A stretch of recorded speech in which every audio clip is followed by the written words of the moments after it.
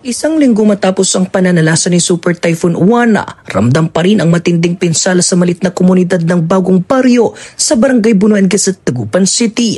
Sa pagbisita ng IFM News Tagupan, ilang mangingisda ang naabutang tahimik na nakatanawa sa kanilang mga fish pen na dati araw-araw nilang inaalagaan at nagsisilbing pangunahing pinagkukunan ng kabuhayan bago manalasa ang bagyo.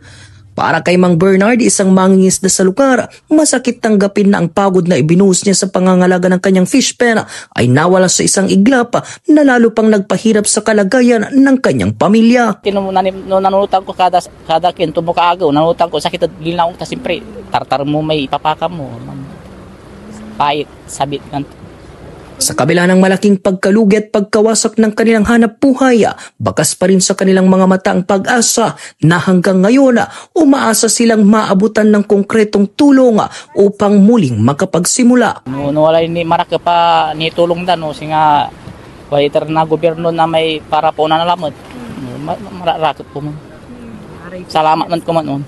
Isa lamang si Mang Bernard sa maraming Pilipinong patuloy na kumakatok sa pamahalaan para sa sapat at tamang tulong na magbibigay sa kanila ng pagkakataong bumangon mula sa hugupit ng kalamidad. Kasama mo mula rito sa IFM News Tagupan, ito si Idol Neil Muero, Tatak IFM.